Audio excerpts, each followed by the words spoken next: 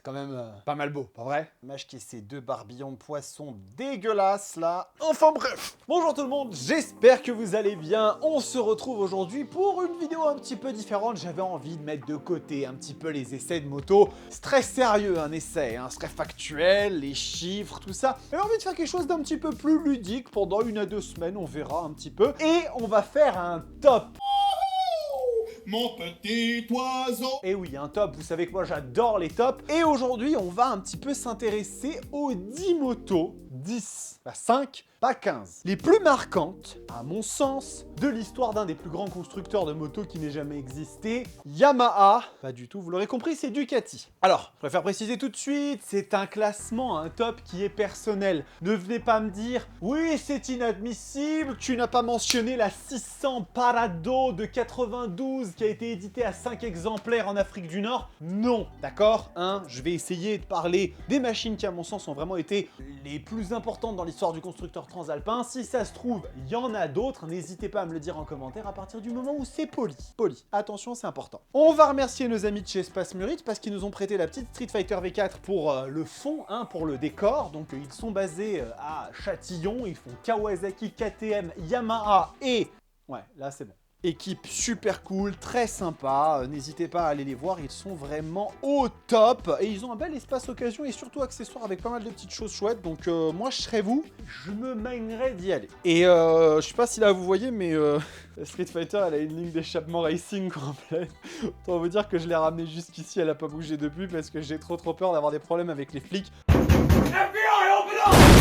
Voilà, écoutez, messieurs de la maréchaussée, le véhicule est sans aucun doute un peu au-dessus des normes de pollution sonore. Je ne la sortirai pas jusqu'au moment de la ramener. C'est un décor, c'est un meuble. Voilà. Avant qu'on commence, j'avais deux petites choses à vous dire. La première, c'est qu'il y a quelques jours, j'ai lancé un nouveau statut d'abonnement sur la chaîne Roadstars Hornet, hein, qui est le niveau au-dessus du Duke 125, qui existait déjà il y a quelques temps. Et pour celles et ceux d'entre vous qui ne savent pas de quoi il s'agit, c'est un petit abonnement auquel vous pouvez souscrire qui est résiliable à n'importe quel moment à 4,99 € par mois. Globalement, c'est 2-3 cafés au PMU du coin, donc ça va, c'est pas non plus la mort. Et qui en fait me soutient concrètement parce que ça m'apporte une partie des sous, hein. Il y a quand même une autre partie qui va à YouTube, mais c'est bien normal, c'est leur infrastructure. Et l'idée, c'est qu'en fait, ça vous donne un certain nombre d'avantages. Donc les premiers, c'est les mêmes que ceux du palier d'en dessous, c'est-à-dire la réponse en priorité aux commentaires, ce qui n'est pas si mal, hein, quand on prend en compte que la chaîne est quand même en train de se développer d'une certaine façon, donc ça devient de plus en plus compliqué pour moi de répondre à tout le monde. Et deuxièmement, des petits shorts, des coulisses, on va dire, quand je vais voir des concessions sur les motos que j'essaye, etc.,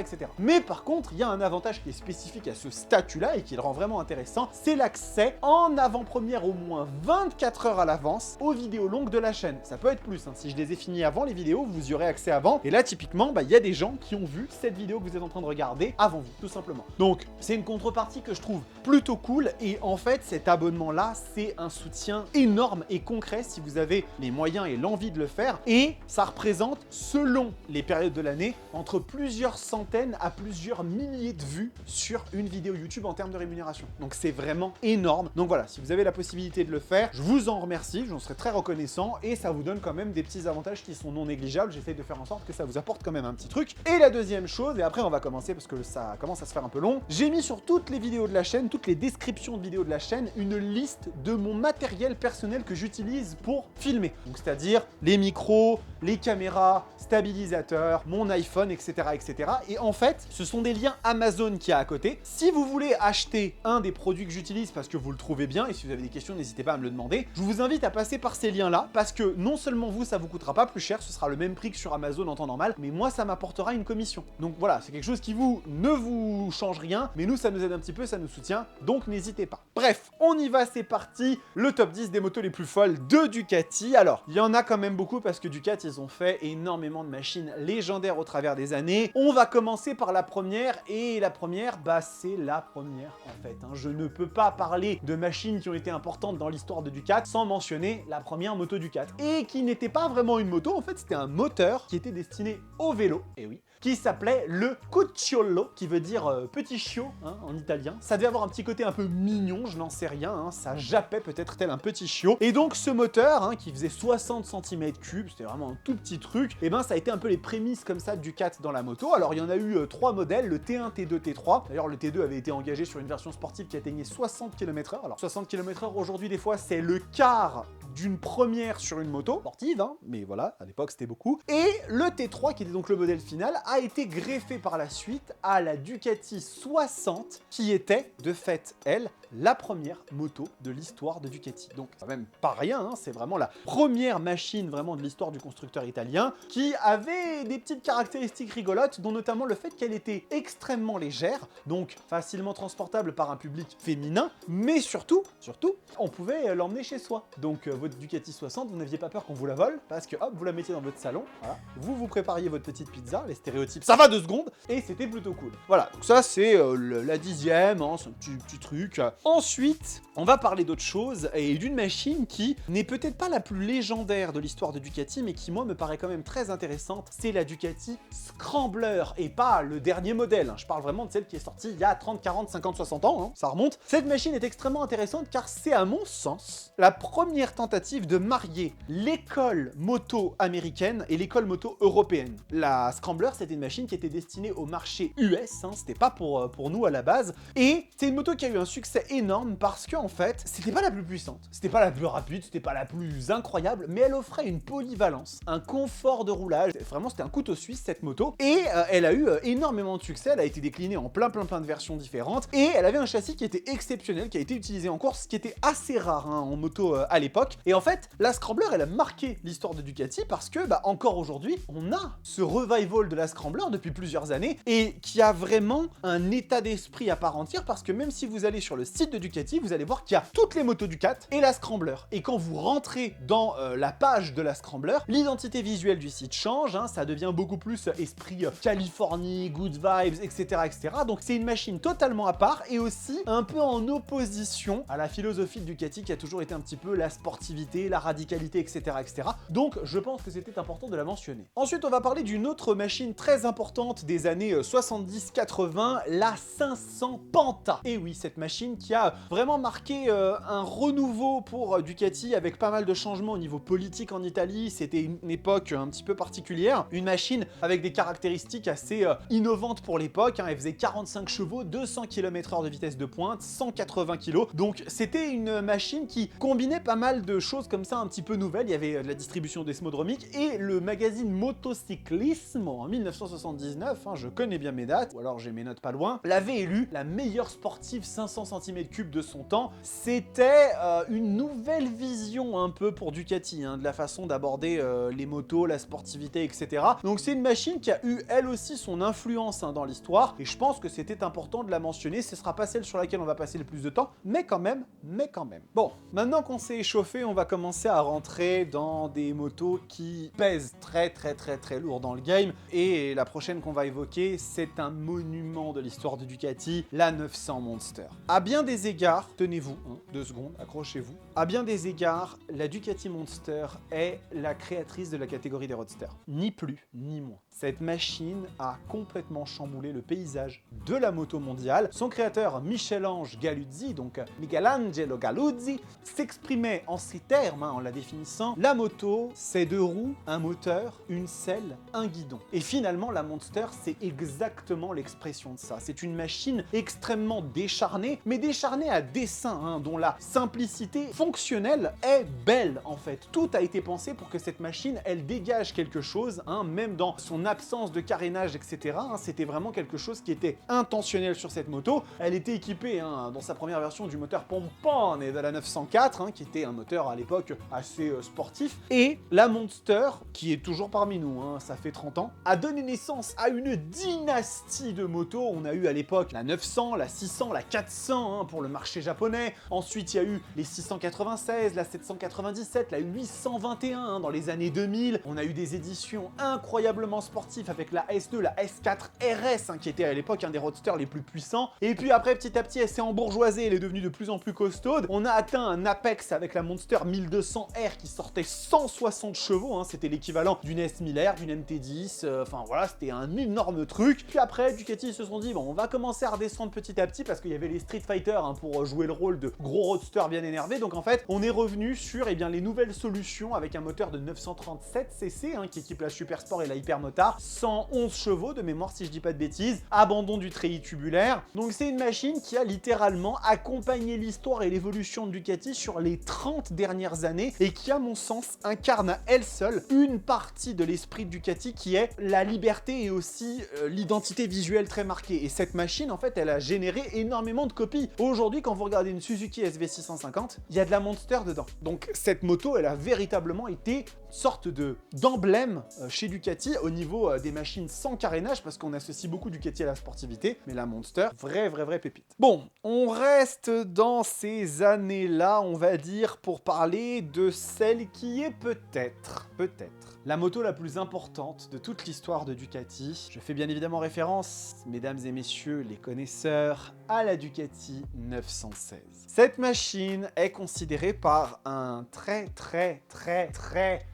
grand nombre de personnes comme la plus belle moto de tous les temps. Et il faut le dire, c'est quand même un sacré coup de crayon. Elle a été dessinée par Massimo Tamburini, un des plus grands designers de motos du XXe siècle, hein, peut-être même le plus grand. Hein. Il a fait celle-là et la F4 entre autres, donc quand même pas rien. Et oui, elle est magnifique cette machine. Hein. Il y a une sorte de beauté dans sa simplicité, dans sa pureté. Il y a des choses qui sont incroyables. Ce monobras, il est fantastique. C'était une machine qui avait énormément de technologie à l'époque, avec un moteur qui était extrêmement vivant, hyper rigoureuse, très précise. Enfin, elle a été élue moto de l'année par je ne sais combien de magazines quand elle est sortie en 1994, si je dis pas de bêtises. Là, j'ai pas consulté mes notes. La 916, c'est un des plus grands emblèmes de l'histoire de Ducati. C'est une machine absolument incroyable. On a eu certaines de ses petites sœurs hein, qui sont apparues dans des films, notamment dans Matrix, c'est le 996, mais qui ressemble énormément à cette moto. Et elle a laissé à tout jamais son empreinte. Et il y a encore des gens aujourd'hui qui considèrent que c'est la plus belle moto de tous les temps. Je ne pouvais pas ne pas la mentionner, c'est logique. Allez, pour les 5 prochaines, on commence à rentrer de plein pied dans le 21e siècle et on va commencer par la Ducati Multistrada. Cette moto a commencé avec une carrière quand même assez particulière et un look, on va le dire, à être honnête, assez clivant. Elle avait été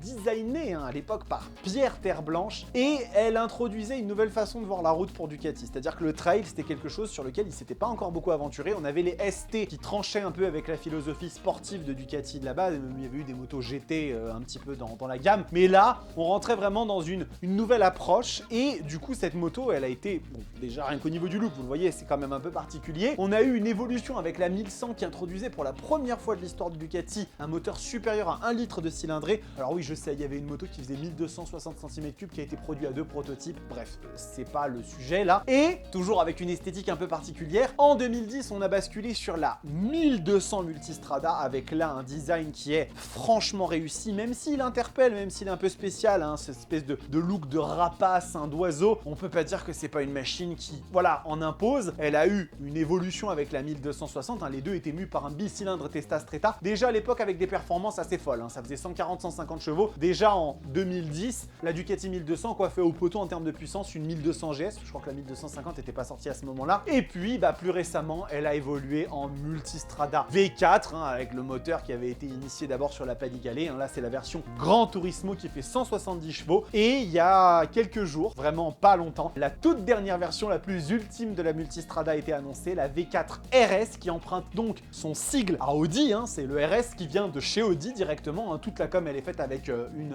Audi RS6, 7 à côté de la Multistrada V4, et là on arrive vraiment au paroxysme, ça fait 180 chevaux, on a un échappement à Krapovic en titane, on a un châssis arrière en titane, bref, c'est une espèce de SUV ultra luxe et ultra puissant, version moto, hein, ça me fait penser à une Lamborghini Urus ou bien les BMW X6M, c'est vraiment cet esprit-là, c'est-à-dire on est hyper énervé, mais en même temps, il y a du confort, il y a une machine qu'on peut rouler au quotidien sans aucun problème. Voilà, pour moi la Multistrada, ça fait vraiment partie de ces machines qui ont marqué l'histoire de Ducati avec avec peut-être moins d'antécédence, moins de recul sur les décennies, mais elle fait définitivement partie du paysage motocycliste du constructeur depuis une vingtaine d'années, donc c'est quand même un peu important. Allez, accrochez-vous et restez jusqu'à la fin parce que là, ça va pas arrêter de monter en puissance. On va maintenant parler d'une moto totalement folle, mais vraiment incroyable, la Ducati Desmo Sedici RR. Ceci, mesdames et messieurs, n'est ni plus ni moins que la première MotoGP réplica de l'histoire. Alors, c'est quoi une MotoGP réplica? C'est une MotoGP pour la route. Tout simplement, en fait. Ils ont pris littéralement la machine qui courait en compétition MotoGP, ils ont ajusté quelques petits trucs, ils lui ont mis des rétroviseurs, des phares, un support de plaque, et ils ont mis ce truc sur la route. Cette machine à l'époque faisait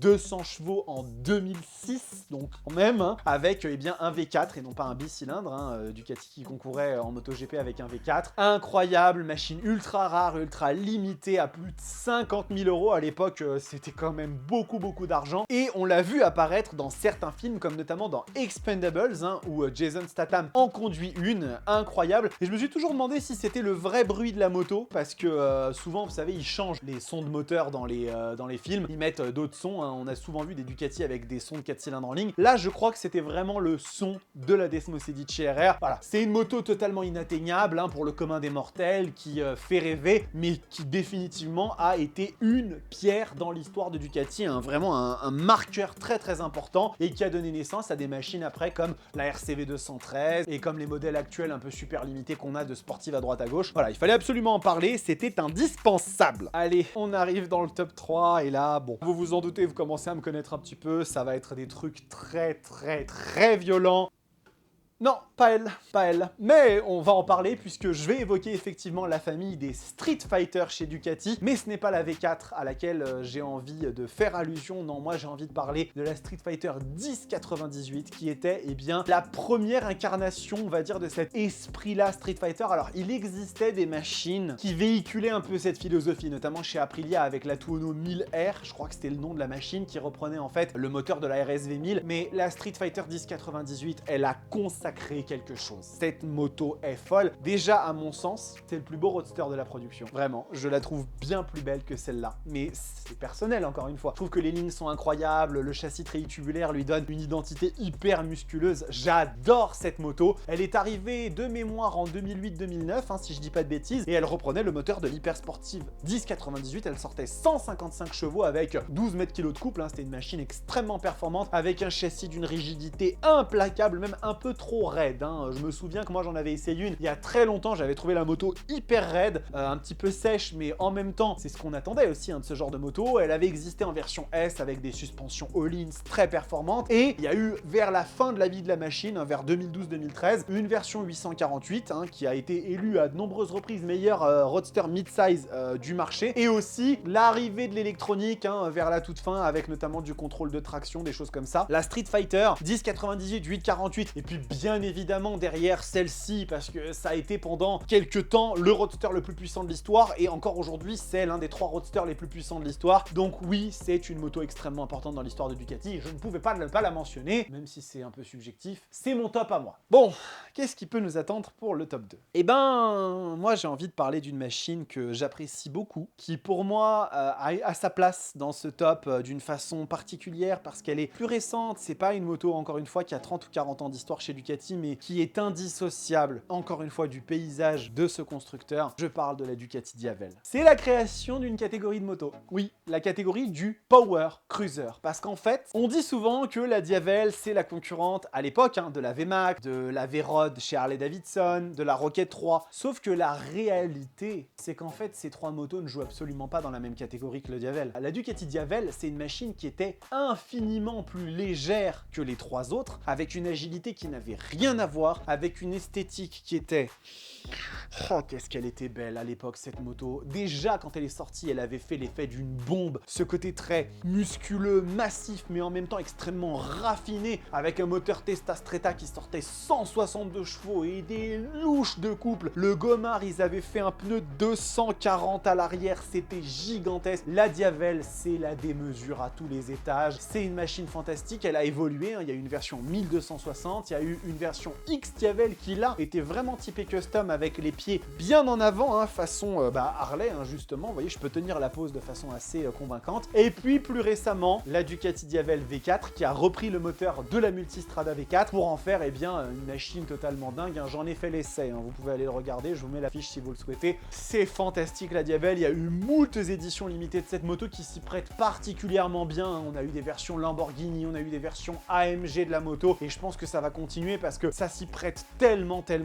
C'est encore une fois l'incarnation de la démesure chez Ducati, c'est un autre aspect du constructeur italien, mais toujours en gardant une forme de raffinement, une forme de délicatesse italienne qui lui sied parfaitement. C'est une machine formidable et vraiment pour le coup, elle méritait sa place très largement pour moi. Première place. Qui va occuper la première place? Bon, vous vous en doutez, j'en ai quand même déjà balayé un certain nombre, à moins de vous sortir une référence obscure, vous vous doutez très bien de qui va trôner au sommet de ce classement. Je vais bien évidemment parler de la Ducati Panigale. Je peux pas. Vous voyez, ça me fait, je sens les larmes monter et je sens les frissons monter. C'est ça quand on est passionné de moto, je pense. La Ducati Panigale, c'est une révolution dans l'histoire de Ducati et je pense que chez Ducati, le mot Panigale signifie rupture. Signifie que le constructeur a décidé de regarder vers l'avenir et de se dire que s'il voulait continuer à être cette marque d'avant-garde qu'ils ont su être pendant des décennies, il allait falloir faire certains choix. Et quand la 1199 a été annoncée en 2012, hein, si je ne dis pas de bêtises, elle a fait l'effet d'une bombe.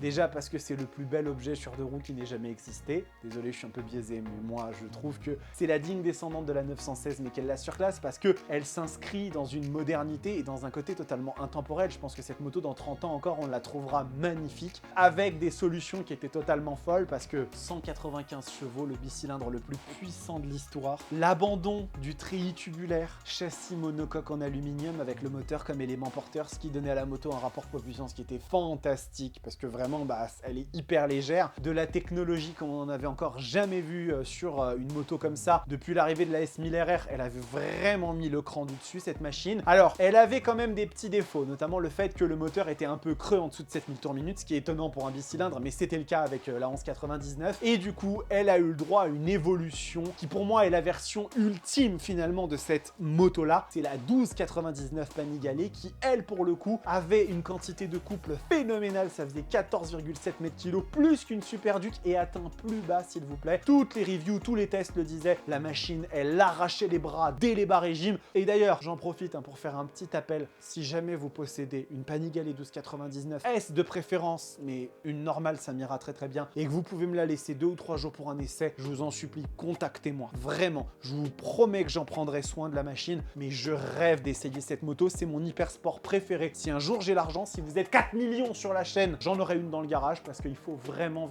c'est un bijou pour moi cette moto. Elle a existé en des versions hyper limitées, il y a eu des Super Leggera qui faisaient 155 kg, la machine elle avait du magnésium, du titane de partout, à plus de 75 000 € je crois, enfin voilà, une dinguerie. Et puis l'apex finalement de cette famille qui encore aujourd'hui est la version actuelle, la Panigale V4, Ducati qui a abandonné le bicylindre. Encore une fois, ils se sont tournés vers l'avenir, tournés vers le futur, ils ont adopté leur technologie de MotoGP pour créer une des hypersports les plus dingues que l'histoire n'ait jamais portée. Je vous le rappelle, dans sa version ultime aujourd'hui, la Panigale V4R, la moto avec son kit racing et son huile spéciale, on arrive dans des détails, je trouve ça fascinant, sort 240,5 chevaux. Alors je sais, c'est marrant, il y a la petite virgule, c'est ce qu'ils mettent en avant au niveau de leur marketing, 240 chevaux sur une moto de série. Oui, je sais, ça ne sert à rien sur la route, mais arrêtez 2 secondes de réfléchir avec votre cerveau. Essayez des fois d'écouter votre cœur et la passion en fait. Le fait que ce genre de choses continue à exister, continue à nous faire vibrer et que